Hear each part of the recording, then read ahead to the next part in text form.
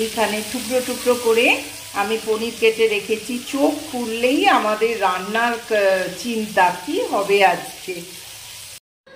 দিনের শুরুটা রাত্রিরের তরকারি দিয়েই করলাম। দেখো হয়ে গেল, কি সুন্দর দেখতে হয়েছে, আর খেতেও একদম সিম্পল টেস্ট, ভীষণ সুন্দর।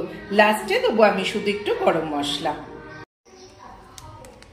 এই দেখো একটুখানি গরম মশলা গুঁড়ো দিয়ে দিলাম, ব্যাস ডান আমার রাত্রিরের সবজি পনির। এইসব মাথা থেকে বার করি গো বন্ধুরা।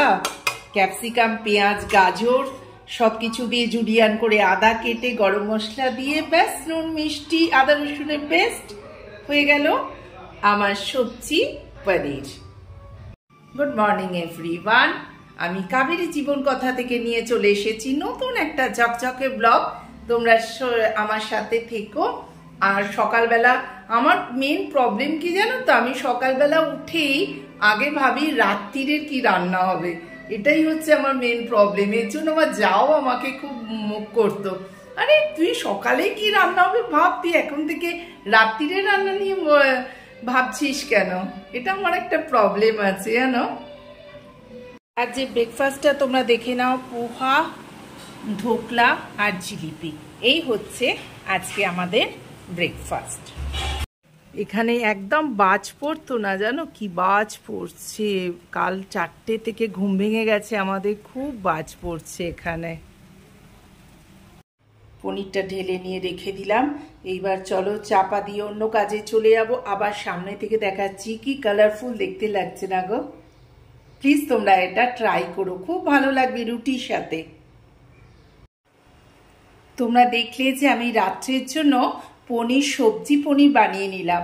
তারপর মাথার ভেতর এলো যে তার সাথে আজকে এরম বানালে হয় না, ফ্রিজে কিছুটা চিংড়ি ছিল, সেই চিংড়িটা নিয়ে একটু রসুন পেঁয়াজ কুচিয়ে সাদা তেলে দিয়ে নেড়ে, একটা স্মেল তো চলেই আসে, আর বাসমতি চাল দিয়ে তাতে যখন বাসমতি চালটা ফুটছে তার ভেতরে একটু দারচিনি দিয়ে দিলাম, অসাধারণ খেতে হয়েছে। আর যখন ঢালার আগে একটু বাসমতি চালে মিশিয়ে নিয়েছিলাম একটুখানি ঘি আর নুন, ব্যাস এইটা দিয়ে জমে যাবে আজকে রাত্রিরের সবজি পনির। তো গুড নাইট বন্ধুরা, চলো তোমাদের এই জিনিসটা যদি ভালো লেগে থাকে ব্লগটা, তো কাবেরী জীবন কথায় তোমাদের স্বাগত। তো ডু লাইক শেয়ার করতে ভুলো না, আর সাবস্ক্রাইব তো মাস্ট, সাবস্ক্রাইব দেখলেই তোমরা সাবস্ক্রাইব করে দিও বন্ধুরা।